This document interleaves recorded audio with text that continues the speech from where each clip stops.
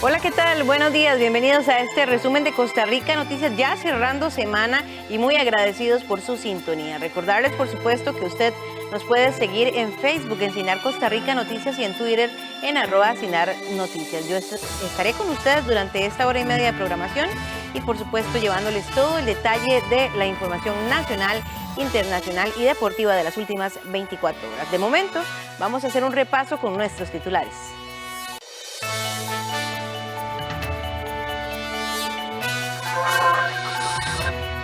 El puente binacional sobre el río Zixaola fue inaugurado este jueves por autoridades costarricenses y panameñas. La estructura a 2 carriles tiene una extensión de 260 metros.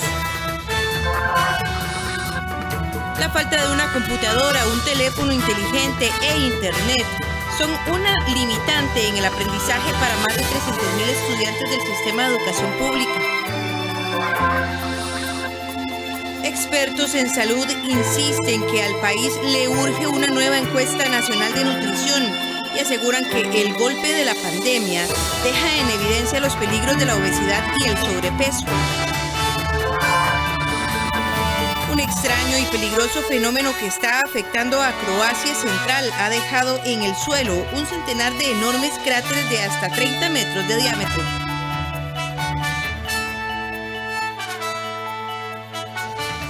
El puente binacional sobre el río Zixaola se inauguró este jueves por parte de las autoridades costarricenses y panameñas. La estructura a 2 carriles tiene una extensión de 260 metros. Cuenta con aceras, ciclovías y rampas de acceso. El costo de este puente es de $25 millones provenientes del gobierno de Costa Rica, el de Panamá y el del Fondo de Mesoamérica del Gobierno de México. La construcción de la obra inició en mayo del 2018 y debía estar concluida en septiembre del 2020. Sin embargo, hubo atrasos relacionados con la pandemia de COVID-19. Un puente binacional es algo más que un puente, es parte de una estructura de integración en el territorio. Lo que ha hecho el proyecto es tener esa visión integrada y asegurar en definitiva que a término de la obra quede un ordenamiento territorial que contribuya a la integración de los pueblos mucho más allá de esta infraestructura que es el puente binacional. El puente binacional de Zixaola es de suma importancia para el tránsito terrestre de la región mesoamericana. Se ha venido trabajando durante años para el desarrollo del mismo entre el gobierno de Panamá y el gobierno de Costa Rica, y también en el ámbito de instancias como lo es Proyecto Mesoamérica. Tan importante es este proyecto también que el gobierno de México se ha sumado con una cooperación no reembolsable, y eso nos lleva a contar con tan importante vía que estaría uniendo la región. La falta de una computadora, un teléfono inteligente e internet son una limitante en el aprendizaje para más de 300.000 estudiantes del sistema de educación pública. Se estima que solo un 40% de los niños y jóvenes tienen acceso a internet. Además, una cantidad importante lo hace solo por celular, mientras otros carecen totalmente de estos recursos. Y aunque las clases presenciales vuelven paulatinamente, esto no es suficiente para evitar un mayor ensanchamiento de la brecha educativa.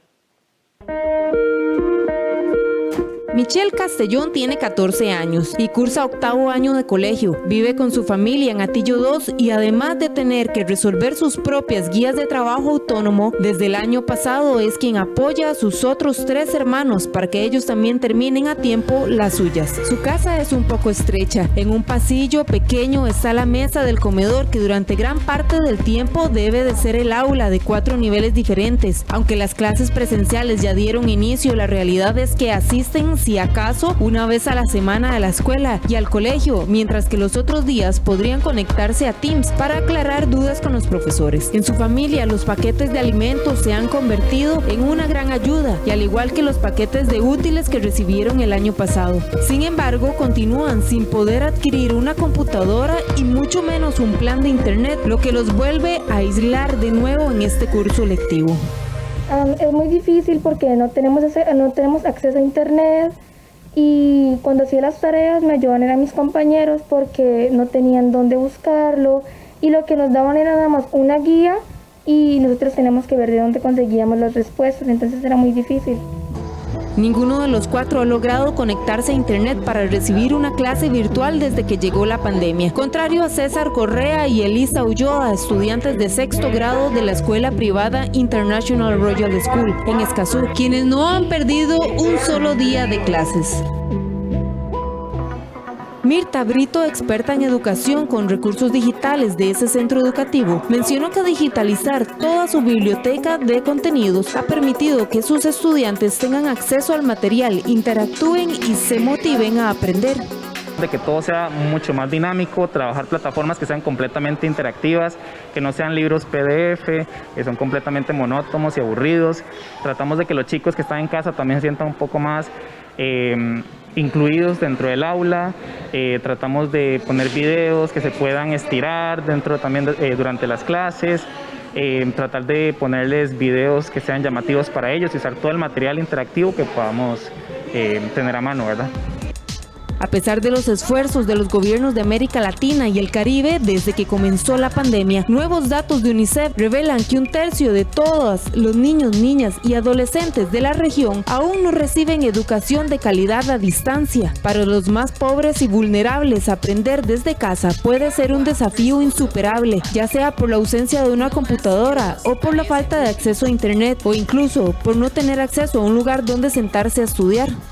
Teníamos una brecha muy importante en términos digitales porque pues, de los análisis que nosotros hicimos en el 2019, cuando hacíamos un análisis del acceso a una buena conectividad, encontrábamos que mientras los jóvenes y niños de los quintiles más altos de ingreso tenían un acceso, un 80% a una buena conectividad, en el caso de los niños de los hogares más pobres, eso se reducía a menos del 40%.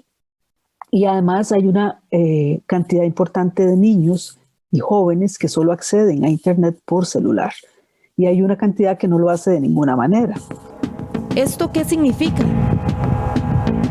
Que la posibilidad de la relación docente-alumno ocurra está negada para una población importante de estudiantes y de ahí la urgencia de acceso tanto a dispositivos como a la misma conectividad. Los rezagos se vienen acumulando desde el 2018, cuando los profesores hicieron una huelga por 4 meses. En el 2019 se estima que perdieron al menos un mes de lecciones efectivas, mientras que en el 2020 la pandemia hizo estragos con el curso académico.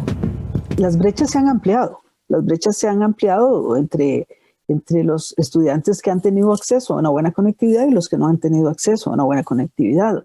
Y pues efectivamente el piso no está parejo para todos, ¿verdad? Y la pandemia pues ha exacerbado esas brechas, ¿verdad? Que tenemos que solucionar como país urgentemente para que no sigan ampliándose. Desde la urgencia por mejorar, la experta del Estado de la Nación sugiere un cambio en la comunicación de los docentes con los alumnos, incluido el rediseño de estrategias pedagógicas que permite ir más allá de solo compartir información y profundicen en la personalización de la educación, ya que no es lo mismo quien recibe la clase por computadora al que la está escuchando por un celular. También afirma que si bien las familias son su apoyo, estas no sustituyen a los docentes. La mayoría de los hogares vienen de padres con pocas o mínimas condiciones para apoyarlos, como sí ocurre en el caso de Pamela Artavia con su hija en el kinder, quien además cuenta con excelente conexión a internet, computadora y su mamá tiene un teléfono inteligente, desde el cual puede monitorear en caso de que la pequeña requiera ayuda en clase. El apoyo que los padres pueden brindar a estos niños, niñas y adolescentes es bastante reducido porque, como lo han señalado los estudios mismos del Estado de la Educación, la mayor parte de nuestros niños, niñas y adolescentes que asisten al sistema público vienen de hogares de climas educativos bajos. ¿Qué significa eso? Bueno, son hogares donde los padres tienen primaria incompleta o menos. Generalmente fueron los hogares más golpeados en la pandemia por el desempleo, por la pobreza. Y son hogares que están ocupados en resolver el día a día. En Operación Frijoles, como digo yo. las formas de gestión, la toma de decisiones de los centros educativos y el sentido de urgencia es otro de los aspectos que afirma la experta es necesario modificar cuanto antes.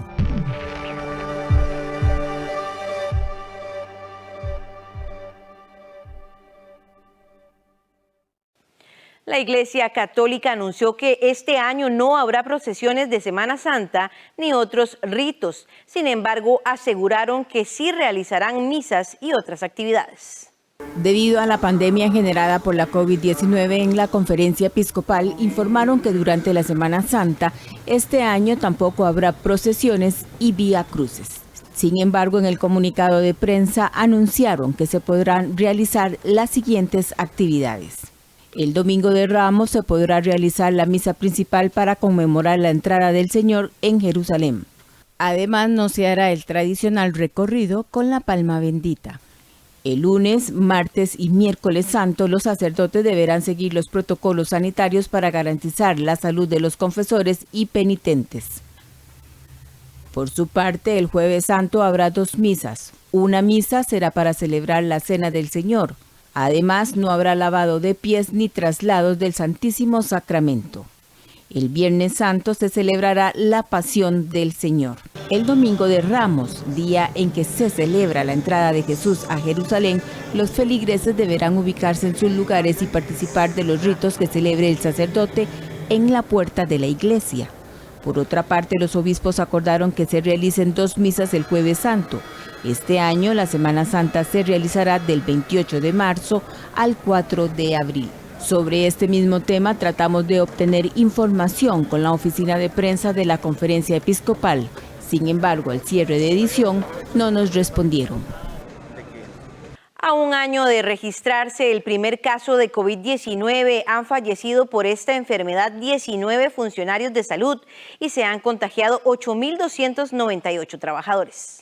Primero empezó ahogamientos, calenturas, y cuando ingresé al hospital me acogieron, rápidamente me hicieron gases arteriales y oxígeno y todo. Ya cuando mencionan el tiempo de intubación no puedo contar esa parte porque estuve obviamente sedada, y lo que me cuentan es los compañeros después de que salí que sí estuve muchos días de ese tiempo que estuve intubada, muchos días muy delicada, que de hecho llamaron a las familias y todo para que prepararan todo porque ya no había nada que hacer conmigo. Mi caso fue único, ¿verdad? En el Hospital México, porque yo consultaba en San Ramón, me hisoparon el 29 de julio, primer hisopado negativo, seguí mal, no comía, no me levantaba de la cama, me llevaban al baño de la mano. Como estaba negativa, seguí volviendo con mis seres queridos, ¿verdad? Con mis hijos, con mi esposo, mi mamá, que es anticoagulada. Yo seguí consultando. Me decían, no, es que usted tiene dengue, usted tiene un virus, usted seguro está embarazada, porque ya el 1 de agosto, el 2 de agosto ya tenía el segundo hisopado, salían negativos. En fin, me hicieron 7 en total, los 7 fueron negativos. Fue muy súbito, mi enfermedad hacia mí fue muy súbita, solamente sentí dolor de cuerpo durante 3 días y el 4º día de mis síntomas faltó el aire. Me encontraba muy cianótica en la casa, estaba completamente mi rostro como piel marmolea llama uno, morada por falta de oxigenación. Me fui a la clínica, evidentemente ellos me trasladaron urgentemente a San Juan de Dios, donde me hicieron hisopado y encontraron que estaba positiva a COVID. Estas son solo algunas historias de trabajadoras del sector salud que fueron contagiadas con la COVID-19. Y es que a un año de haberse registrado el primer caso de esta enfermedad, el Sindicato Nacional de Enfermería indicó que a febrero de 2021 se han otorgado 22.703 incapacidades. Asimismo, el secretario general de este sindicato aseguró que durante este año ha habido algunas falencias en el manejo del equipo de protección personal. Uno fue el tema de los equipos de protección, que hasta la fecha todavía los trabajadores nos lo reclaman, que no se contó con el equipo adecuado de protección y que todavía hace falta equipos de protección. El tema de la implementación de protocolos, en todo sentido, desde el manejo del paciente crítico, o cuando esté internado, el caso de la parte preventiva. Y lo señalamos esto porque hace prácticamente 3 meses iniciamos el proceso de vacunación y vemos las falencias que han habido con relación a personal que no está en la primera línea de atención que fue vacunado. Entonces los protocolos deben ser mejorados e implementados en la caja. Las estadísticas de la Caja Costarricense de Seguro Social señalan que a septiembre del 2020 se reportaron 1.481 trabajadores contagiados y en diciembre de 2020 se reportaron 215 funcionarios contagiados, es decir, el mes con menos casos contabilizados. Médicos recuerdan que la mascarilla y el distanciamiento social deben mantenerse a pesar de ya haber recibido la vacuna contra la COVID-19. Contar con la vacuna contra la COVID-19 no es sinónimo de inmunidad inmediata. Por esta razón, médicos insisten que la población no puede cometer el error de dejar de usar la mascarilla o realizar visitas a personas no vacunadas. Las medidas de higiene y los escudos de protección que hemos utilizado desde hace casi ya un año siguen siendo vigentes. El uso de la mascarilla, el lavado de manos con agua y jabón o en su defecto si no se tiene con alguna solución alcohólica son fundamentales. También mientras logramos una inmunidad de la mayor cantidad de la población, lo que se llama una inmunidad de rebaño, mantener el distanciamiento de 1.8 en los lugares y aún y cuando estamos vacunados, pues tener consideración con las personas que todavía no han sido vacunadas. Eso es importante. Científicos mencionan que aún quedan algunos datos por recolectar sobre si las personas vacunadas pueden seguir transmitiendo el virus, pues al alojarse en zonas como la nariz y la boca o viajar a través de las gotitas de saliva, aún se podría contagiar a quien no haya desarrollado defensas. Hay que medir la capacidad que una persona con ese virus alojado en su sistema respiratorio tiene para contagiar o para seguir transmitiendo ese virus a otras personas. Nos preocupa principalmente aquellas que todavía no han sido vacunadas. Por eso el uso de la mascarilla probablemente sea algo que se siga exigiendo durante largo tiempo. Al colocarse la vacuna, al paciente se le introduce una partícula en el cuerpo llamada antígeno, el cual provoca una respuesta inmune, es decir, es capaz de preparar al organismo para reconocer el virus y producir anticuerpos que lo combatan. Expertos en salud insisten que al país le urge una nueva encuesta nacional de nutrición, ya que la última se aplicó hace 13 años. Aseguran que el golpe de la pandemia deja en evidencia los peligros de la obesidad y el sobrepeso. Actualizar los datos para conocer el estado actual de la salud nutricional de la población. Ese es el pedido de profesionales en nutrición, quienes aseguran que han pasado 13 años de la última encuesta nacional de nutrición. Mencionan que los organismos internacionales recomiendan actualizar datos cada 10 años, por lo que ya se requiere una nueva encuesta en nuestro país. En este momento, los datos más actualizados datan del año 2008 y 2009. Los organismos internacionales han señalado que las encuestas nacionales de nutrición es conveniente realizarlas cada 10 años y por lo tanto la última encuesta se realizó hace 13 años. En ese sentido, le solicitamos al Ministerio de Salud realizar las gestiones realizar las gestiones para que empezar en el diseño de una nueva encuesta para tener la fotografía de cuál es la situación de la salud nutricional de nuestra población. En el 2018 se realizó la encuesta colegial de vigilancia nutricional y actividad física publicada por el Ministerio de Salud y mostró que 21,1% de los adolescentes en Costa Rica tienen sobrepeso y 9,8% obesidad, evidenciando que más de un 30% están sobre el índice de masa corporal. Sin embargo, recalcan que para conocer datos de los otros grupos específicos de la población, se tiene que recurrir a una encuesta nacional de nutrición. El abordaje adecuado de esta patología debe ser interinstitucional con la inclusión tanto del sector privado como del sector público. No podemos enfocarnos en una sola dirección para atender la obesidad, sino que debemos de direccionar todas las acciones hacia todas las acciones de las diferentes instituciones hacia el abordaje de esta enfermedad. En el último año, el país ha vivido los efectos de la pandemia por el SARS-CoV-2 y ha quedado demostrado que una cantidad importante de personas fallecidas y de las que presentaron mayor gravedad tenía obesidad y sobrepeso, los cuales a su vez son factores de riesgo para otras enfermedades. Por su parte, el Hospital Nacional de Niños ya tiene entre sus pacientes a niños con diabetes tipo 2, la cual es adquirida por malos hábitos de nutrición. Este mensaje toma relevancia este 4 de marzo, que se conmemora el Día Mundial de la Obesidad, proclamado por la Organización Mundial de la Salud. De inmediato hacemos una pausa comercial y ya regresamos con más información. Quédese con nosotros. El Banco de Costa Rica le ayuda a organizar su dinero al permitirle programar la carga automática de sus sobres electrónicos en bancobcr.com. Los sobres son divisiones dentro de su misma cuenta que le permiten apartar y ordenar mejor su dinero. Separa el pago de los servicios públicos, gastos del hogar, educación, viajes y otros. Ingrese a bancobcr.com y programe de forma automática sus sobres electrónicos. Somos el Banco de Costa Rica. Los martes y viernes a las 12:45 de la tarde, no se pierda la conferencia oficial sobre la pandemia de COVID-19 en nuestro país. Todo aquí en 13, Costa Rica Televisión.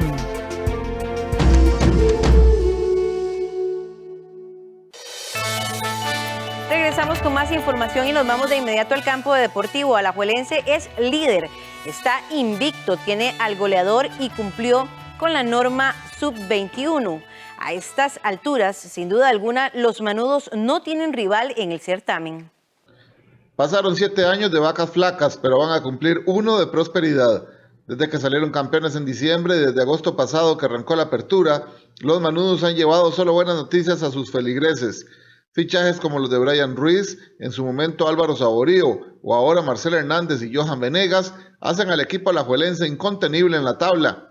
Fue campeón nacional y de Liga CONCACAF, y cerraron anoche una vuelta sin perder, algo que no les pasaba desde la primera época del colombiano Hernán Torres en el banquillo. Para complementar, esta semana hablaron de un nuevo estadio, de 0 deudas y ratificaron su finalización con la regla sub-21, gracias al buen ojo en las contrataciones de jóvenes a futuro, pero ya con cartel en primera división, como Alonso Martínez, Brandon Aguilera o Jürgens Montenegro, por citar un par de ejemplos. A eso se suma que el cubano Hernández ya demostró por qué costó lo que costó. Está haciendo goles y es el actual capo cañoniere del certamen. La liga es líder y disfruta su momento. La pregunta es, ¿qué equipo podrá tumbar el invicto manudo? Pérez Celedón será el siguiente oponente. Los erizos empiezan a ver de reojo aquellos 33 partidos sin perder conseguidos entre 1992 y 1993. Quizás esa pueda ser su próxima hazaña en este campeonato. Saprissa sigue en segundo lugar, pero dejando dudas y puntos. Ya no es perseguidor de Alajuelense en la tabla y podría más bien verse ahora como víctima de caza de los demás equipos. Una vez más, Álvaro Saborío apareció en el momento preciso para aguar la fiesta del equipo que hace algunos años fuera su casa, el Saprissa. El sancarleño convirtió por sexta ocasión a los morados en su registro y de paso puso a los tibaseños en una situación comprometida, ya que aunque sigue segundo, la diferencia con Jicaral, que es tercero, es de apenas 1 punto, y su archirrival alajuelense ya se despegó lo suficiente como para sentirse herido en el ego, 7 puntos. Saprissa ya no es perseguidor del alajuelense, ahora es presa de cacería de quienes vienen atrás, puesto que del segundo lugar ocupado por ellos hasta el sexto, que es Cartaginés, apenas hay 5 unidades de diferencia. En cualquier descuido, otro equipo puede hacerlo bajado del podio, inexistente pero consciente, que tienen los clubes en perspectiva para clasificar. San Carlos, aunque no ganó otra vez, al menos recobró confianza y monta a Saborío a la par del histórico delantero morado, por cierto, Evaristo Coronado, con 148 dianas en la historia. Saprissa tendrá que resolver su próximo dilema existencial ante Grecia el domingo, esperando ganar para no tener desde tan cerca la sombra de sus celadores en la tabla. El campeonato de clausura 2021 está sumamente apretado. Existen solamente 3 puntos de diferencia entre las posiciones de la 5 a la 12. La diferencia de puntos en el campeonato nacional es sumamente corta entre la mayoría de clubes, a excepción del Alajuelense, que ya marca el paso contra el segundo puesto, que es de 8 puntos. Los demás, salvo que suceda algo que no se vislumbra en el cálculo, estarán en franco debate por quedarse con el segundo, tercer y cuarto sitio. Nadie se despega. La distancia que logran en una jornada se cae a la siguiente. ¿Es esto competitivo o inestable?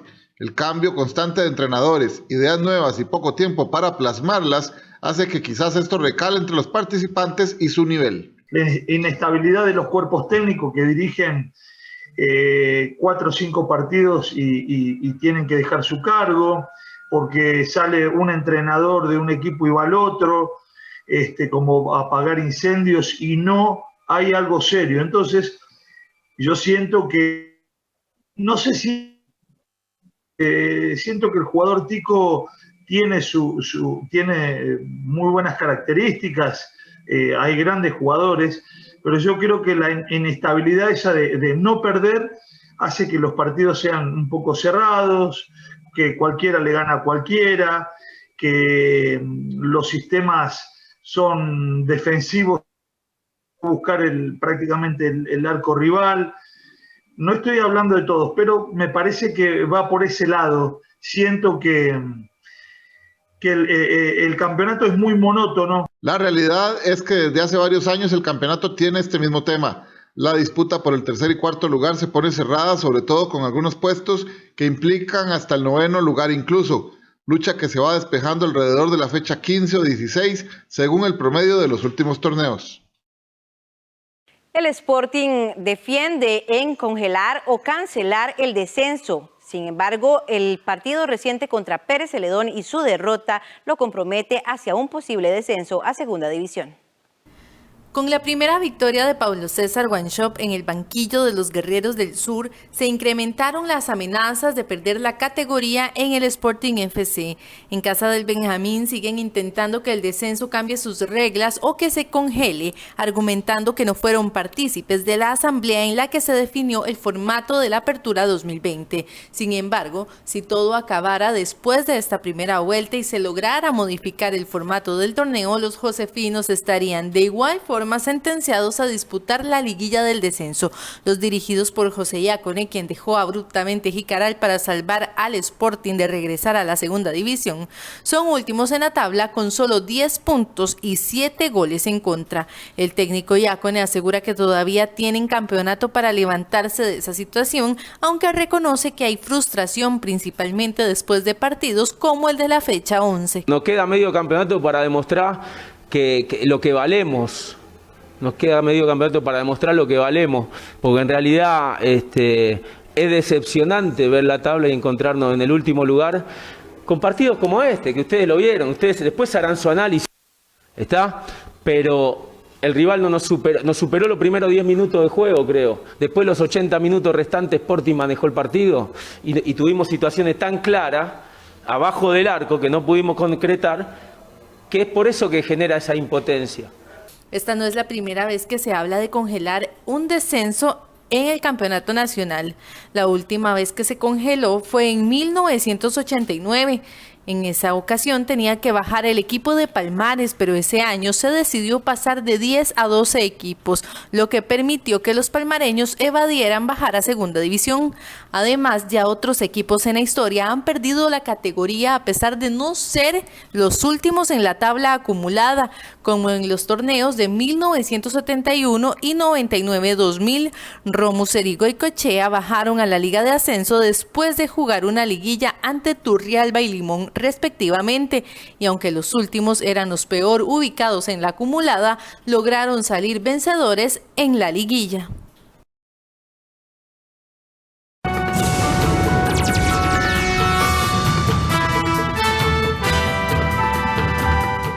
Un extraño y peligroso fenómeno que está afectando a Croacia Central ha dejado unas peculiares imágenes. En el suelo se han abierto un centenar de enormes cráteres de hasta 30 metros de diámetro, algunos de ellos con agua, como si se tratase de pequeñas lagunas.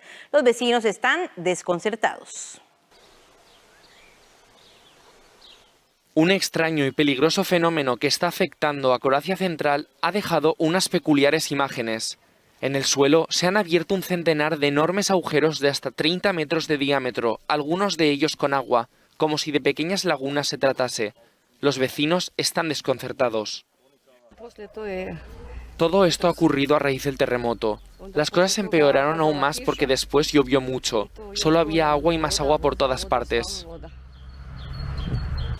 El fenómeno se desencadenó después de que dos terremotos de 5,3 y 6,2 grados de intensidad en la escala de Richter sacudieran la región a finales de diciembre. Ahora, un equipo de expertos del Servicio Geológico croata está estudiando el suceso.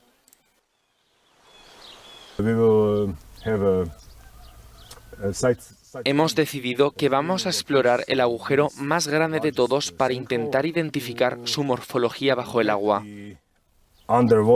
Hasta donde sabemos, este agujero tiene más o menos unos 12 metros de profundidad bajo la superficie.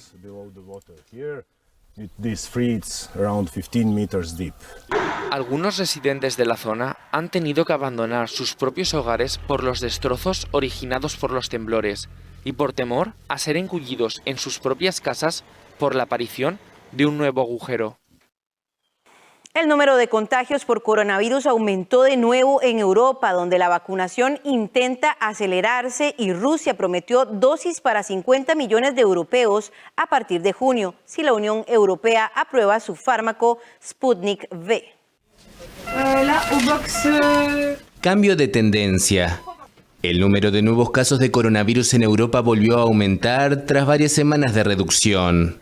El director de la Organización Mundial de la Salud para la región dijo el jueves que los europeos deben recuperar los instrumentos esenciales de prevención para luchar contra el virus y sus variantes y acelerar la vacunación.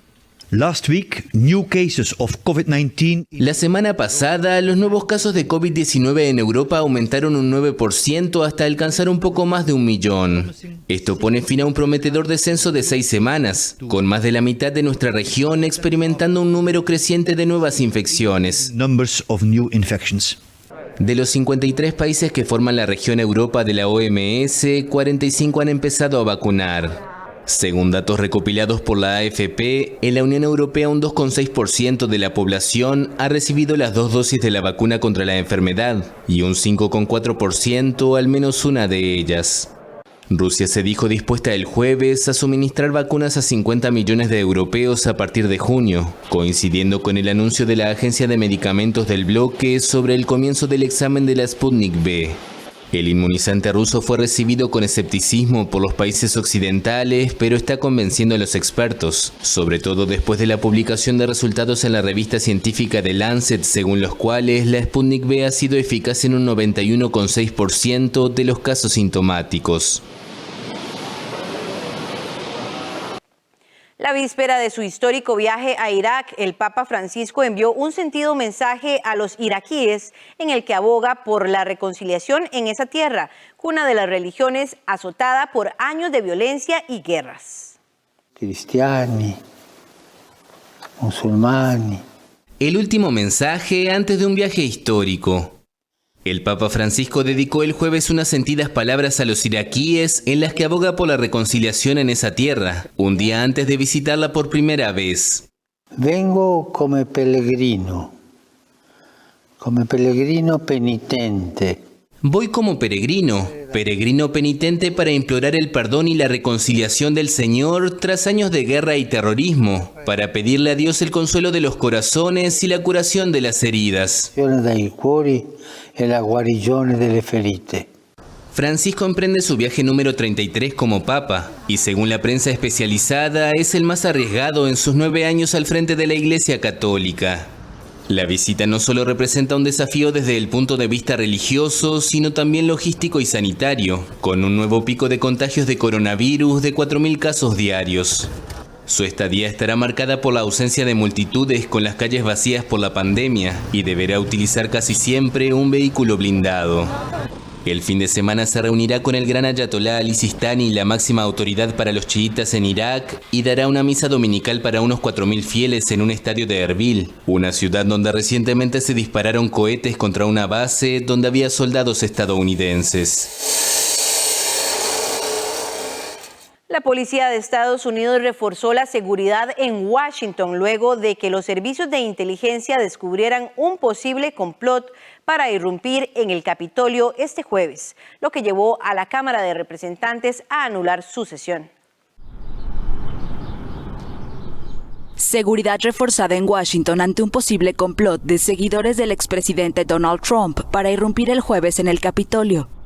Por la amenaza, la Cámara de Representantes suspendió su sesión. Según los servicios de inteligencia, los miembros del movimiento conspiracionista QAnon, que jamás aceptaron la victoria electoral del presidente Joe Biden, consideran que el 4 de marzo Trump debe ser investido para un segundo mandato. Hasta 1933, esa era la fecha en la que los mandatarios estadounidenses asumían el poder.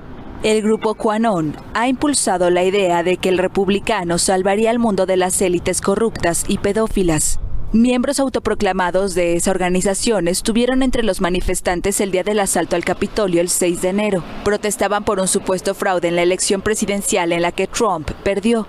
El FBI se mantiene alerta ante un aumento de casos de extremismo doméstico, sobre todo por parte de grupos o individuos que apoyan la supremacía blanca. Yuto Naganuma y otros como él son parte de una generación cuyas cortas vidas fueron forjadas hace 10 años por lo que se conoce en Japón como el triple desastre, un poderoso terremoto que provocó un aterrador tsunami y el peor accidente nuclear desde Chernobyl. Este colegio de enseñanza primaria en el noreste de Japón es un símbolo de lo que se conoce como el triple desastre. Un poderoso terremoto que provocó un aterrador tsunami y el peor accidente nuclear desde Chernobyl. 74 niños y 10 profesores murieron en el colegio, barridos porque el personal no logró evacuarlos a pisos superiores. Uno de ellos era el hermano de Naganuma de 8 años. Cuando venía hacia aquí, vi todo el ganado muerto y arrastrado por el tsunami. Cuando llegué, los padres que buscaban cuerpos me dijeron que mi hermano había muerto. Eso fue 5 o 6 días después de la catástrofe. La tragedia fue una de las peores del triple desastre que dejó en total 18.500 muertos y desaparecidos. Los niños del tsunami perdieron familias, casas, escuelas y comunidades enteras. Naganuma tenía 16 años en la época. Su abuela y su bisabuela también murieron cuando esperaban el autobús del colegio de su hermano. Él siente que el tsunami se llevó la mitad de su cuerpo. 10 años después, hace visitas guiadas al colegio y conferencias sobre la preparación para los desastres. Había un lugar donde se podría haber evacuado a los niños de esta escuela y habrían tenido tiempo de hacerlo, pero no pudieron hacerlo y murieron. Por lo que me gustaría que esta escuela sea una lección sobre aprender de nuestros errores.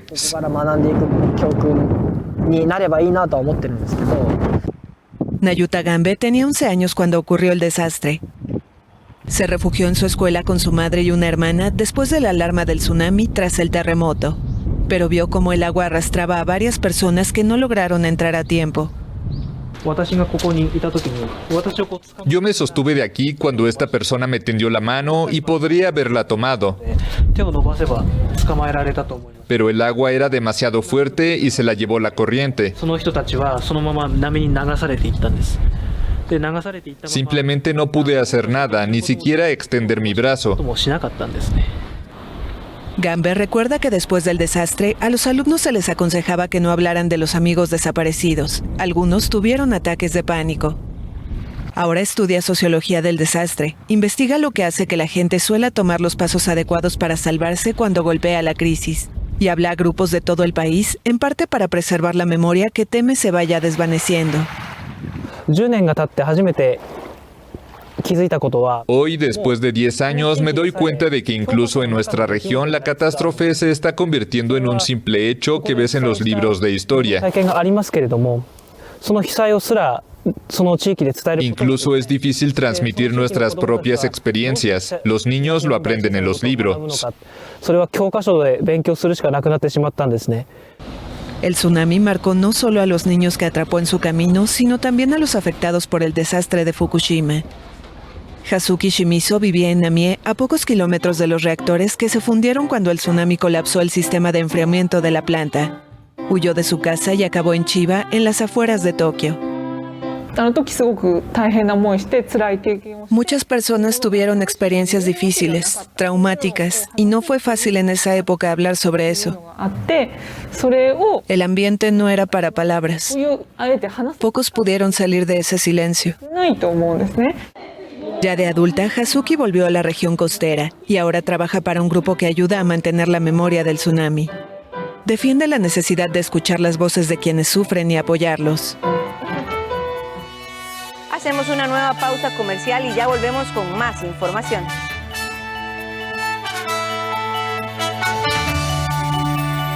Pague menos por mes para tener más dinero disponible. El BCR le compra el saldo de sus tarjetas de crédito con una tasa preferencial. Solicite su compra de saldos a través de nuestros canales digitales. Somos el Banco de Costa Rica. Beijing es una ciudad antigua con una historia de más de 3.000 años y que cuenta con una cultura gastronómica única.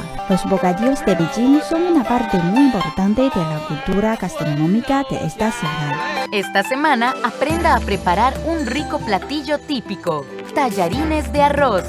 En esta región viven más de 20 minorías étnicas de China y su gastronomía tiene características muy particulares.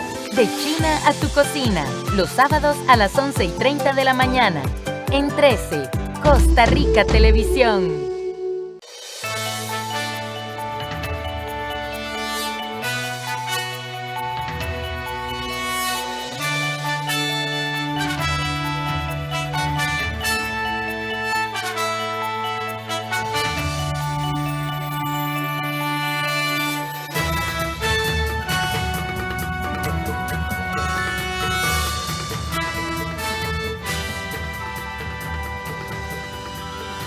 Hola, ¿qué tal? Buenos días, bienvenidos a este resumen de Costa Rica Noticias, ya cerrando semana y muy agradecidos por su sintonía. Recordarles, por supuesto, que usted nos puede seguir en Facebook, en Cinar Costa Rica Noticias, y en Twitter, en @CinarNoticias. Yo estaré con ustedes durante esta hora y media de programación y, por supuesto, llevándoles todo el detalle de la información nacional, internacional y deportiva de las últimas 24 horas. De momento, vamos a hacer un repaso con nuestros titulares.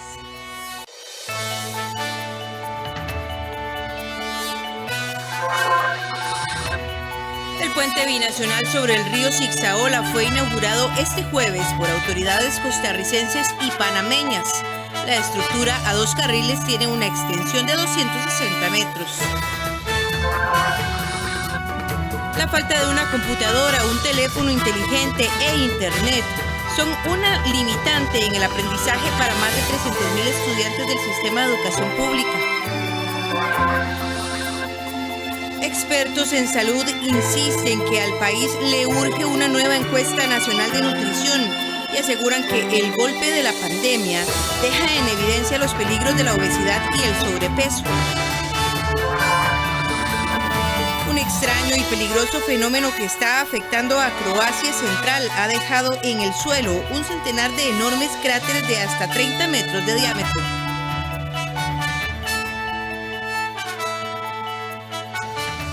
El puente binacional sobre el río Zixaola se inauguró este jueves por parte de las autoridades costarricenses y panameñas. La estructura a 2 carriles tiene una extensión de 260 metros. Cuenta con aceras, ciclovías y rampas de acceso. El costo de este puente es de $25 millones provenientes del gobierno de Costa Rica, el de Panamá y el del Fondo de Mesoamérica del Gobierno de México. La construcción de la obra inició en mayo del 2018 y debía estar concluida en septiembre del 2020. Sin embargo, hubo atrasos relacionados con la pandemia de COVID-19. Un puente binacional es algo más que un puente, es parte de una estructura de integración en el territorio. Lo que ha hecho el proyecto es tener esa visión integrada y asegurar en definitiva que a término de la obra quede un ordenamiento territorial que contribuya a la integración de los pueblos mucho más allá de esta infraestructura que es el puente binacional. El puente binacional de Zixaola es de suma importancia para el tránsito terrestre de la región mesoamericana. Se ha venido trabajando durante años para el desarrollo del mismo entre el gobierno de Panamá y el gobierno de Costa Rica, y también en el ámbito de instancias como lo es Proyecto Mesoamérica. Tan importante es este proyecto también que el gobierno de México se ha sumado con una cooperación no reembolsable, y eso nos lleva a contar con tan importante vía que estaría uniendo la región. La falta de una computadora, un teléfono inteligente e internet son una limitante en el aprendizaje para más de 300.000 estudiantes del sistema de educación pública. Se estima que solo un 40% de los niños y jóvenes tienen acceso a internet. Además, una cantidad importante lo hace solo por celular, mientras otros carecen totalmente de estos recursos. Y aunque las clases presenciales vuelven paulatinamente, esto no es suficiente para evitar un mayor ensanchamiento de la brecha educativa. Michelle Castellón tiene 14 años y cursa 8º año de colegio. Vive con su familia en Atillo 2 y además de tener que resolver sus propias guías de trabajo autónomo, desde el año pasado es quien apoya a sus otros 3 hermanos para que ellos también terminen a tiempo las suyas. Su casa es un poco estrecha. En un pasillo pequeño está la mesa del comedor, que durante gran parte del tiempo debe de ser el aula de 4 niveles diferentes. Aunque las clases presenciales ya dieron inicio, la realidad es que asisten si acaso una vez a la semana a la escuela y al colegio, mientras que los otros días podrían conectarse a Teams para aclarar dudas con los profesores. En su familia, los paquetes de alimentos se han convertido en una gran ayuda, y al igual que los paquetes de útiles que recibieron el año pasado. Sin embargo, continúan sin poder adquirir una computadora y mucho menos un plan de internet, lo que los vuelve a aislar de nuevo en este curso lectivo. Es muy difícil porque no tenemos acceso a internet, y cuando hacía las tareas me ayudaban eran mis compañeros porque no tenían dónde buscarlo, y lo que nos daban era nada más una guía y nosotros teníamos que ver de dónde conseguíamos las respuestas, entonces era muy difícil.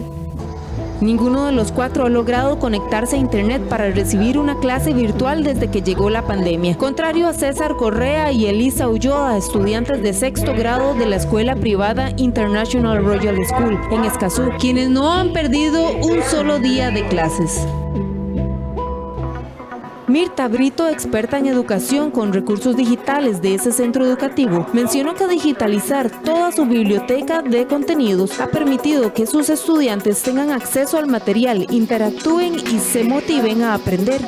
De que todo sea mucho más dinámico, trabajar plataformas que sean completamente interactivas, que no sean libros PDF, que son completamente monótonos y aburridos. Tratamos de que los chicos que están en casa también se sientan un poco más incluidos dentro del aula. Tratamos de poner videos que se puedan estirar dentro también durante las clases. Tratar de ponerles videos que sean llamativos para ellos y usar todo el material interactivo que podamos tener a mano, ¿verdad? A pesar de los esfuerzos de los gobiernos de América Latina y el Caribe desde que comenzó la pandemia, nuevos datos de UNICEF revelan que 1/3 de todos los niños, niñas y adolescentes de la región aún no reciben educación de calidad a distancia. Para los más pobres y vulnerables, aprender desde casa puede ser un desafío insuperable, ya sea por la ausencia de una computadora o por la falta de acceso a internet, o incluso por no tener acceso a un lugar donde sentarse a estudiar. Teníamos una brecha muy importante en términos digitales porque pues, de los análisis que nosotros hicimos en el 2019, cuando hacíamos un análisis del acceso a una buena conectividad, encontrábamos que mientras los jóvenes y niños de los quintiles más altos de ingreso tenían un acceso, un 80% a una buena conectividad, en el caso de los niños de los hogares más pobres, eso se reducía a menos del 40%. Y además hay una cantidad importante de niños y jóvenes que solo acceden a internet por celular. y hay una cantidad que no lo hace de ninguna manera. ¿Esto qué significa? Que la posibilidad de la relación docente-alumno ocurra está negada para una población importante de estudiantes y de ahí la urgencia de acceso tanto a dispositivos como a la misma conectividad. Los rezagos se vienen acumulando desde el 2018, cuando los profesores hicieron una huelga por 4 meses. En el 2019 se estima que perdieron al menos un mes de lecciones efectivas, mientras que en el 2020 la pandemia hizo estragos con el curso académico. Las brechas se han ampliado entre los estudiantes que han tenido acceso a una buena conectividad y los que no han tenido acceso a una buena conectividad. Y pues efectivamente el piso no está parejo para todos, ¿verdad? Y la pandemia pues ha exacerbado esas brechas, ¿verdad? Que tenemos que solucionar como país urgentemente para que no sigan ampliándose. Desde la urgencia por mejorar, la experta del Estado de la Nación sugiere un cambio en la comunicación de los docentes con los alumnos, incluido el rediseño de estrategias pedagógicas que permite ir más allá de solo compartir información y profundicen en la personalización de la educación, ya que no es lo mismo quien recibe la clase por computadora al que la está escuchando por un celular. También afirma que si bien las familias son su apoyo, estas no sustituyen a los docentes. La mayoría de los hogares vienen de padres con pocas o mínimas condiciones para apoyarlos, como sí ocurre en el caso de Pamela Artavia con su hija en el kinder, quien además cuenta con excelente conexión a internet, computadora y su mamá tiene un teléfono inteligente, desde el cual puede monitorear en caso de que la pequeña requiera ayuda en clase. El apoyo que los padres pueden brindar a estos niños, niñas y adolescentes es bastante reducido porque, como lo han señalado los estudios mismos del Estado de la Educación, la mayor parte de nuestros niños, niñas y adolescentes que asisten al sistema público vienen de hogares de climas educativos bajos. ¿Qué significa eso? Bueno, son hogares donde los padres tienen primaria incompleta o menos. Generalmente fueron los hogares más golpeados en la pandemia por el desempleo, por la pobreza, y son hogares que están ocupados en resolver el día a día. En operación frijoles, como digo yo. Las formas de gestión, la toma de decisiones de los centros educativos y el sentido de urgencia es otro de los aspectos que afirma la experta es necesario modificar cuanto antes.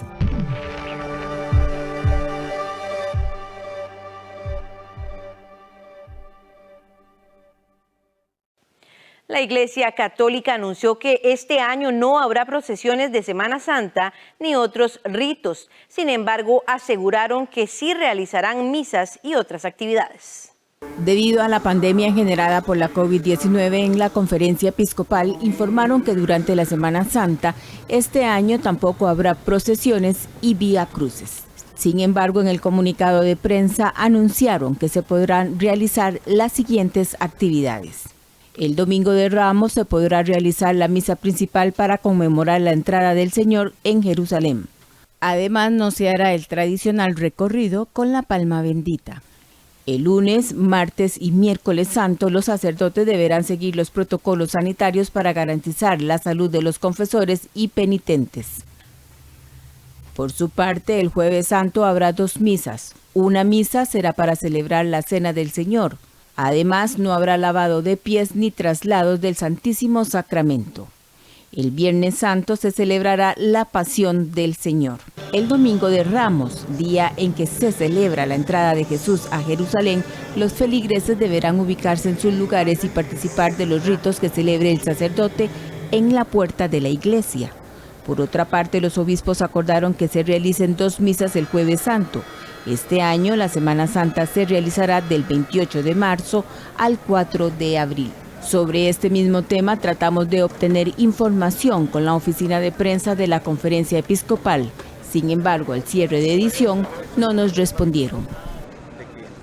A un año de registrarse el primer caso de COVID-19, han fallecido por esta enfermedad 19 funcionarios de salud y se han contagiado 8.298 trabajadores.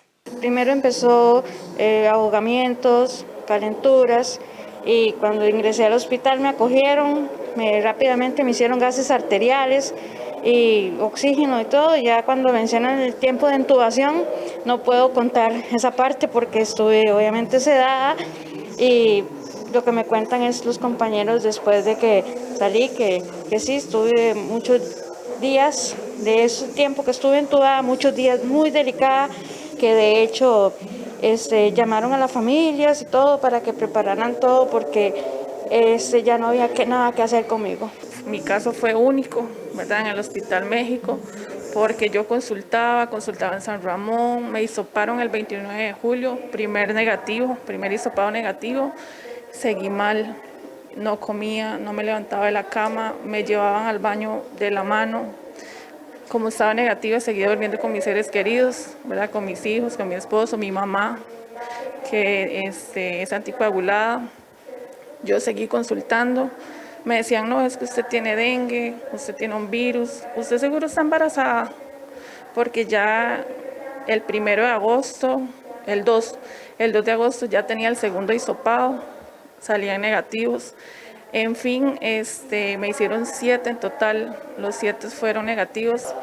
Fue muy súbito, mi enfermedad hacia mí fue muy súbita, solamente sentí dolor de cuerpo durante 3 días.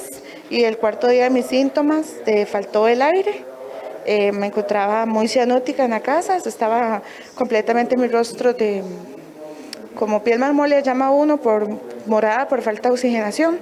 Me fui a la clínica, evidentemente ellos me trasladaron urgentemente a San Juan de Dios, donde me hicieron hisopado y encontraron que estaba positiva a COVID. Estas son solo algunas historias de trabajadoras del sector salud que fueron contagiadas con la COVID-19. Y es que a un año de haberse registrado el primer caso de esta enfermedad, el Sindicato Nacional de Enfermería indicó que a febrero de 2021 se han otorgado 22.703 incapacidades. Asimismo, el secretario general de este sindicato aseguró que durante este año ha habido algunas falencias en el manejo del equipo de protección personal. Uno fue el tema de los equipos de protección, que hasta la fecha todavía los trabajadores nos lo reclaman, que no se contó con el equipo adecuado de protección y que todavía hace falta equipos de protección. El tema de la implementación de protocolos, en todo sentido, desde el manejo del paciente crítico, o cuando esté internado, el caso de la parte preventiva, y lo señalamos esto porque hace prácticamente 3 meses iniciamos el proceso de vacunación y vemos las falencias que han habido con relación a personal que no está en la primera línea de atención que fue vacunado. Entonces los protocolos deben ser mejorados e implementados en la caja. Las estadísticas de la Caja Costarricense de Seguro Social señalan que a septiembre del 2020 se reportaron 1.481 trabajadores contagiados y en diciembre de 2020 se reportaron 215 funcionarios contagiados, es decir, el mes con menos casos contabilizados.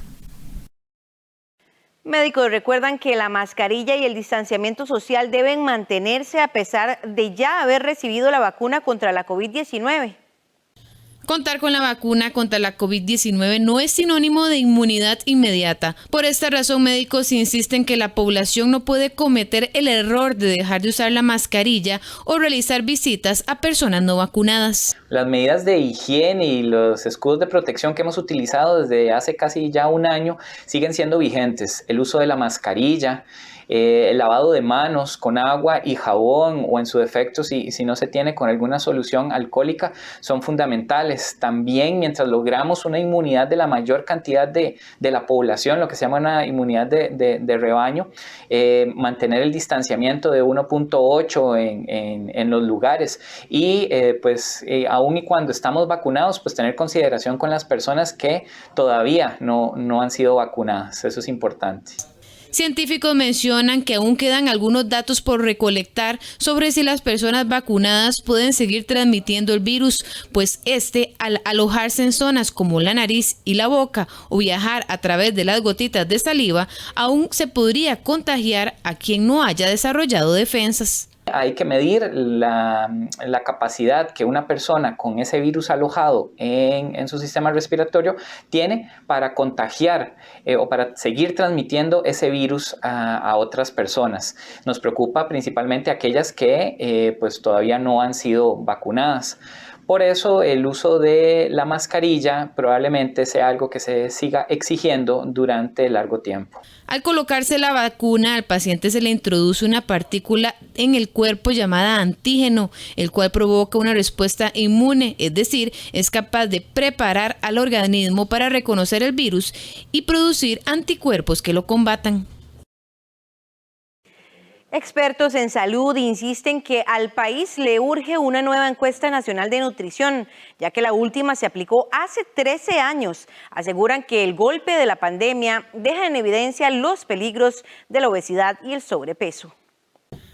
Actualizar los datos para conocer el estado actual de la salud nutricional de la población. Ese es el pedido de profesionales en nutrición, quienes aseguran que han pasado 13 años de la última encuesta nacional de nutrición. Mencionan que los organismos internacionales recomiendan actualizar datos cada 10 años, por lo que ya se requiere una nueva encuesta en nuestro país. En este momento, los datos más actualizados datan del año 2008 y 2009. Los organismos internacionales han señalado que las encuestas nacionales de nutrición es conveniente realizarlas cada 10 años y por lo tanto la última encuesta se realizó hace 13 años. En ese sentido, le solicitamos al Ministerio de Salud realizar las gestiones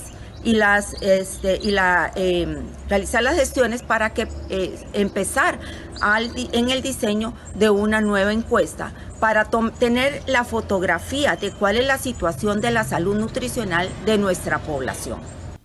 En el 2018 se realizó la encuesta colegial de vigilancia nutricional y actividad física publicada por el Ministerio de Salud y mostró que 21,1% de los adolescentes en Costa Rica tienen sobrepeso y 9,8% obesidad, evidenciando que más de un 30% están sobre el índice de masa corporal. Sin embargo, recalcan que para conocer datos de los otros grupos específicos de la población, se tiene que recurrir a una encuesta nacional de nutrición.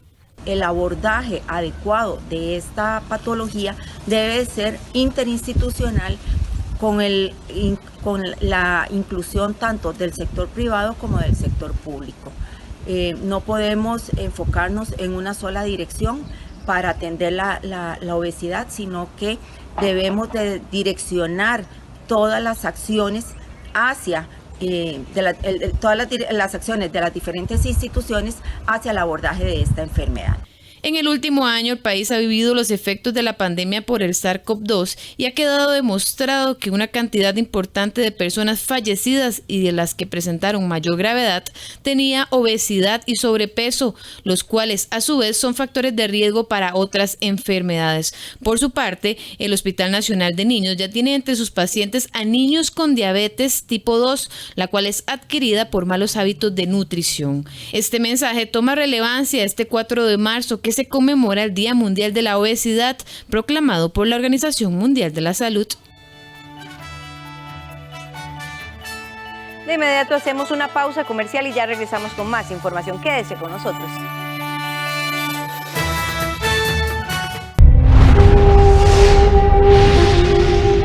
Únete con nosotros en distintos lugares a esta interesante serie que habla sobre la artesanía.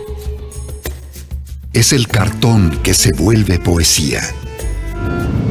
El fuego que se une en aceleradas exhalaciones.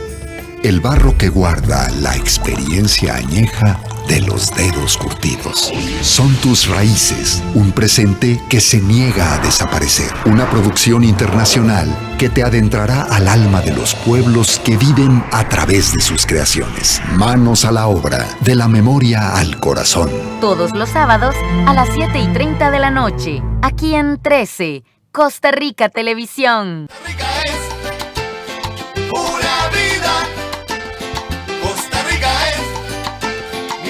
Este viernes en nuestro Café Nacional estaremos haciendo un recuento de la aparición del primer caso aquí en Costa Rica del COVID-19. No se lo pierda, un programa muy especial para que usted pueda participar también.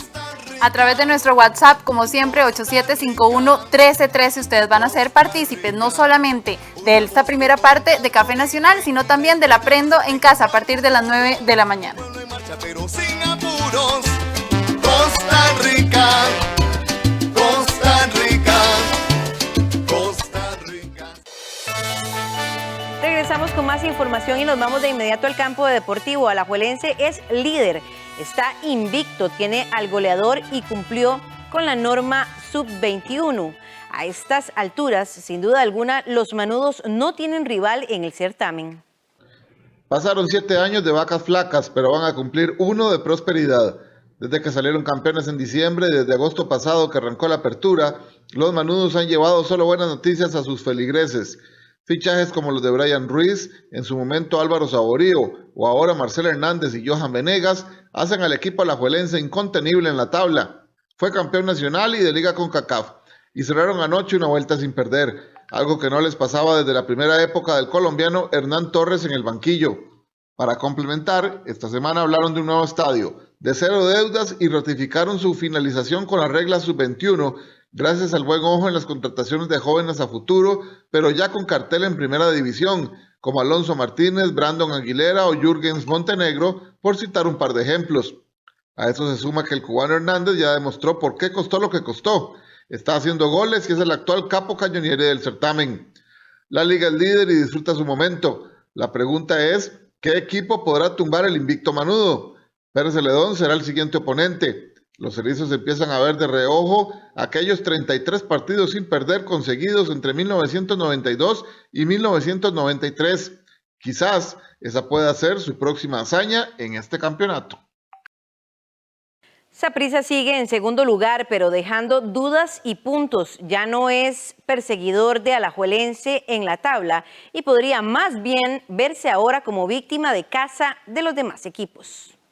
Una vez más, Álvaro Saborío apareció en el momento preciso para aguar la fiesta del equipo que hace algunos años fuera su casa, el Saprissa.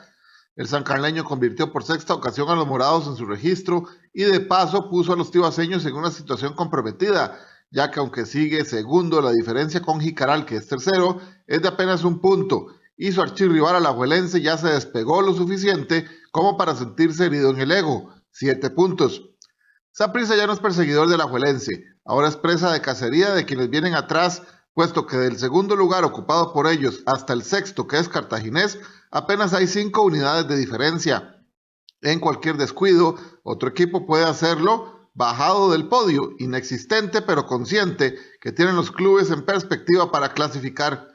San Carlos, aunque no ganó otra vez, al menos recobró confianza y monta a Saborío a la par del histórico delantero morado, por cierto, Evaristo Coronado, con 148 dianas en la historia. Saprissa tendrá que resolver su próximo dilema existencial ante Grecia el domingo, esperando ganar para no tener desde tan cerca la sombra de sus celadores en la tabla. El campeonato de clausura 2021 está sumamente apretado. Existen solamente 3 puntos de diferencia entre las posiciones de las 5 a la 12. La diferencia de puntos en el campeonato nacional es sumamente corta entre la mayoría de clubes, a excepción del Alajuelense, que ya marca el paso contra el segundo puesto, que es de 8 puntos. Los demás, salvo que suceda algo que no se vislumbra en el cálculo, estarán en franco debate por quedarse con el segundo, tercer y cuarto sitio. Nadie se despega. La distancia que logran en una jornada se cae a la siguiente. ¿Es esto competitivo o inestable? El cambio constante de entrenadores, ideas nuevas y poco tiempo para plasmarlas hace que quizás esto recale entre los participantes y su nivel. La inestabilidad de los cuerpos técnicos que dirigen 4 o 5 partidos y tienen que dejar su cargo, porque sale un entrenador de un equipo y va al otro, como a apagar incendios y no hay algo serio. Entonces, yo siento que, no sé si, siento que el jugador tico tiene, tiene muy buenas características, hay grandes jugadores, pero yo creo que la inestabilidad esa de no perder hace que los partidos sean un poco cerrados, que cualquiera le gana a cualquiera, que los sistemas son defensivos, buscar prácticamente el arco rival. No estoy hablando de todos, pero me parece que va por ese lado. Siento que el campeonato es muy monótono. La realidad es que desde hace varios años el campeonato tiene este mismo tema. La disputa por el tercer y cuarto lugar se pone cerrada, sobre todo con algunos puestos que implican hasta el 9º lugar incluso. Lucha que se va despejando alrededor de la fecha 15 o 16, según el promedio de los últimos torneos.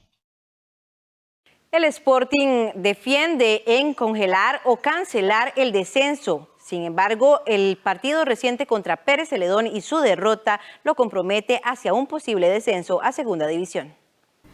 Con la primera victoria de Pablo César Wanshop en el banquillo de los Guerreros del Sur, se incrementaron las amenazas de perder la categoría en el Sporting FC.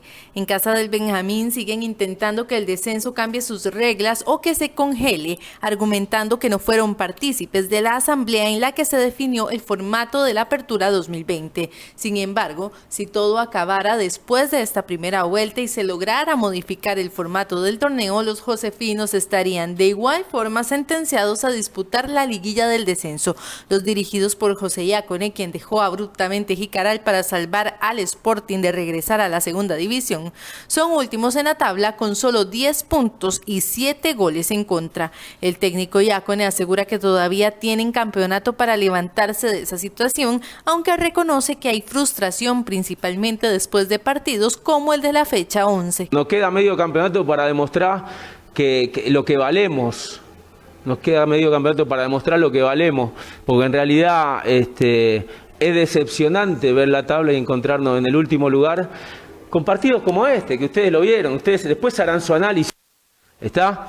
Pero el rival no nos superó los primeros 10 minutos de juego, creo. Después los 80 minutos restantes Sporting manejó el partido y tuvimos situaciones tan claras abajo del arco que no pudimos concretar, que es por eso que genera esa impotencia. Esta no es la primera vez que se habla de congelar un descenso en el campeonato nacional. La última vez que se congeló fue en 1989. En esa ocasión tenía que bajar el equipo de Palmares, pero ese año se decidió pasar de 10 a 12 equipos, lo que permitió que los palmareños evadieran bajar a Segunda División. Además, ya otros equipos en la historia han perdido la categoría a pesar de no ser los últimos en la tabla acumulada, como en los torneos de 1971 y 99-2000. Romus, Erigo y Cochea bajaron a la Liga de Ascenso después de jugar una liguilla ante Turrialba y Limón respectivamente, y aunque los últimos eran los peor ubicados en la acumulada, lograron salir vencedores en la liguilla.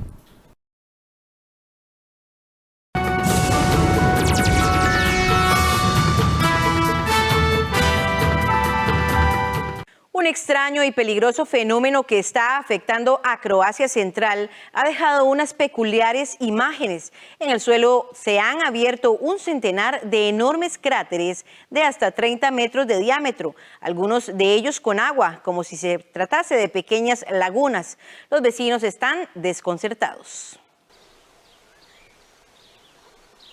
Un extraño y peligroso fenómeno que está afectando a Croacia Central ha dejado unas peculiares imágenes. En el suelo se han abierto un centenar de enormes agujeros de hasta 30 metros de diámetro, algunos de ellos con agua, como si de pequeñas lagunas se tratase. Los vecinos están desconcertados. Todo esto ha ocurrido a raíz del terremoto. Las cosas empeoraron aún más porque después llovió mucho. Solo había agua y más agua por todas partes. El fenómeno se desencadenó después de que dos terremotos de 5,3 y 6,2 grados de intensidad en la escala de Richter sacudieran la región a finales de diciembre. Ahora, un equipo de expertos del Servicio Geológico croata está estudiando el suceso.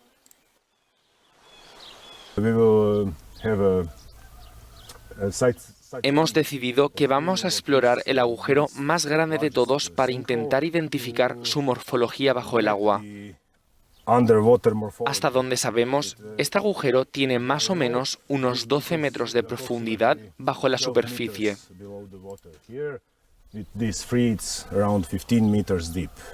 Algunos residentes de la zona han tenido que abandonar sus propios hogares por los destrozos originados por los temblores y por temor a ser engullidos en sus propias casas por la aparición de un nuevo agujero. El número de contagios por coronavirus aumentó de nuevo en Europa, donde la vacunación intenta acelerarse y Rusia prometió dosis para 50 millones de europeos a partir de junio, si la Unión Europea aprueba su fármaco Sputnik V. Cambio de tendencia. El número de nuevos casos de coronavirus en Europa volvió a aumentar tras varias semanas de reducción. El director de la Organización Mundial de la Salud para la región dijo el jueves que los europeos deben recuperar los instrumentos esenciales de prevención para luchar contra el virus y sus variantes y acelerar la vacunación. Last week, new cases of COVID-19. La semana pasada, los nuevos casos de COVID-19 en Europa aumentaron un 9% hasta alcanzar un poco más de 1 millón. Esto pone fin a un prometedor descenso de 6 semanas, con más de la mitad de nuestra región experimentando un número creciente de nuevas infecciones. Numbers of new infections. De los 53 países que forman la región Europa de la OMS, 45 han empezado a vacunar. Según datos recopilados por la AFP, en la Unión Europea un 2,6% de la población ha recibido las 2 dosis de la vacuna contra la enfermedad y un 5,4% al menos una de ellas. Rusia se dijo dispuesta el jueves a suministrar vacunas a 50 millones de europeos a partir de junio, coincidiendo con el anuncio de la Agencia de Medicamentos del bloque sobre el comienzo del examen de la Sputnik V.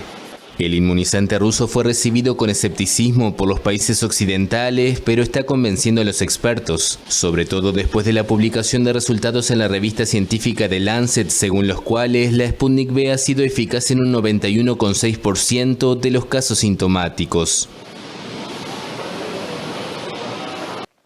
La víspera de su histórico viaje a Irak, el Papa Francisco envió un sentido mensaje a los iraquíes en el que aboga por la reconciliación en esa tierra, cuna de las religiones azotada por años de violencia y guerras. Cristiani, musulmani. El último mensaje antes de un viaje histórico. El Papa Francisco dedicó el jueves unas sentidas palabras a los iraquíes en las que aboga por la reconciliación en esa tierra, un día antes de visitarla por primera vez. Vengo come pellegrino penitente. Voy como peregrino penitente para implorar el perdón y la reconciliación del Señor tras años de guerra y terrorismo, para pedirle a Dios el consuelo de los corazones y la curación de las heridas. Francisco emprende su viaje número 33 como Papa y según la prensa especializada es el más arriesgado en sus 9 años al frente de la Iglesia Católica. La visita no solo representa un desafío desde el punto de vista religioso, sino también logístico y sanitario, con un nuevo pico de contagios de coronavirus de 4.000 casos diarios. Su estadía estará marcada por la ausencia de multitudes con las calles vacías por la pandemia y deberá utilizar casi siempre un vehículo blindado. El fin de semana se reunirá con el gran ayatolá Ali Sistani, la máxima autoridad para los chiitas en Irak, y dará una misa dominical para unos 4.000 fieles en un estadio de Erbil, una ciudad donde recientemente se dispararon cohetes contra una base donde había soldados estadounidenses. La policía de Estados Unidos reforzó la seguridad en Washington luego de que los servicios de inteligencia descubrieran un posible complot para irrumpir en el Capitolio este jueves, lo que llevó a la Cámara de Representantes a anular su sesión. Seguridad reforzada en Washington ante un posible complot de seguidores del expresidente Donald Trump para irrumpir el jueves en el Capitolio. Por la amenaza, la Cámara de Representantes suspendió su sesión. Según los servicios de inteligencia, los miembros del movimiento conspiracionista QAnon, que jamás aceptaron la victoria electoral del presidente Joe Biden, consideran que el 4 de marzo Trump debe ser investido para un segundo mandato. Hasta 1933, esa era la fecha en la que los mandatarios estadounidenses asumían el poder. El grupo QAnon ha impulsado la idea de que el republicano salvaría al mundo de las élites corruptas y pedófilas. Miembros autoproclamados de esa organización estuvieron entre los manifestantes el día del asalto al Capitolio el 6 de enero. Protestaban por un supuesto fraude en la elección presidencial en la que Trump perdió. El FBI se mantiene alerta ante un aumento de casos de extremismo doméstico, sobre todo por parte de grupos o individuos que apoyan la supremacía blanca.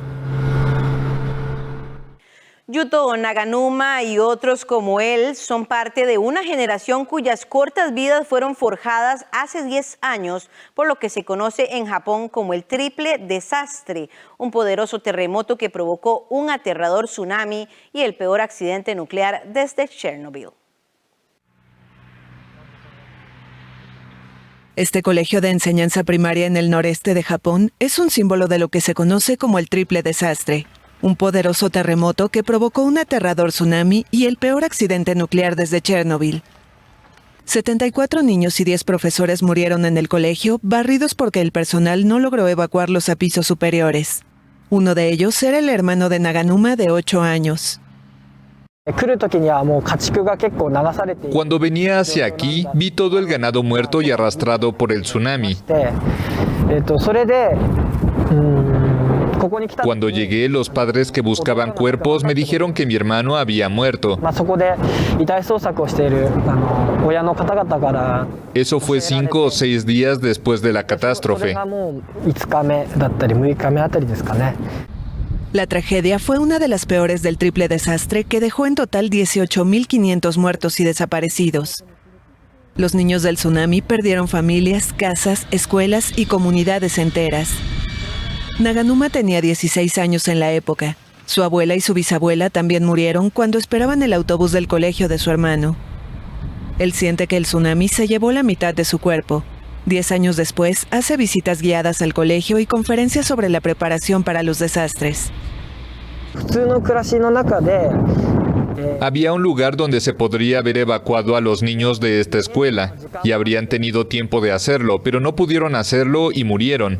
Por lo que me gustaría que esta escuela sea una lección sobre aprender de nuestros errores.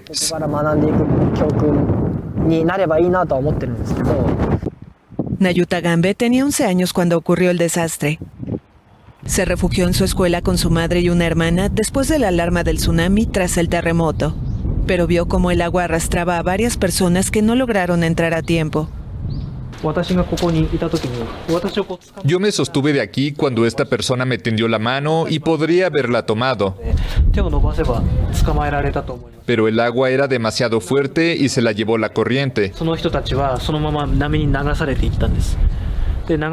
Simplemente no pude hacer nada, ni siquiera extender mi brazo. Gambe recuerda que después del desastre, a los alumnos se les aconsejaba que no hablaran de los amigos desaparecidos. Algunos tuvieron ataques de pánico. Ahora estudia sociología del desastre. Investiga lo que hace que la gente suela tomar los pasos adecuados para salvarse cuando golpea la crisis. Y habla a grupos de todo el país, en parte para preservar la memoria que teme se vaya desvaneciendo. Hoy, después de 10 años, me doy cuenta de que incluso en nuestra región la catástrofe se está convirtiendo en un simple hecho que ves en los libros de historia. Incluso es difícil transmitir nuestras propias experiencias. Los niños lo aprenden en los libros. El tsunami marcó no solo a los niños que atrapó en su camino, sino también a los afectados por el desastre de Fukushima. Hazuki Shimizu vivía en Namie, a pocos kilómetros de los reactores que se fundieron cuando el tsunami colapsó el sistema de enfriamiento de la planta. Huyó de su casa y acabó en Chiba, en las afueras de Tokio. Muchas personas tuvieron experiencias difíciles, traumáticas, y no fue fácil en esa época hablar sobre eso. El ambiente no era para palabras. Pocos pudieron salir de ese silencio. Ya de adulta, Hazuki volvió a la región costera y ahora trabaja para un grupo que ayuda a mantener la memoria del tsunami. Defiende la necesidad de escuchar las voces de quienes sufren y apoyarlos. Bien, y hemos llegado al cierre de esta entrega informativa de Costa Rica Noticias. Por supuesto, nosotros les deseamos que pasen un feliz fin de semana.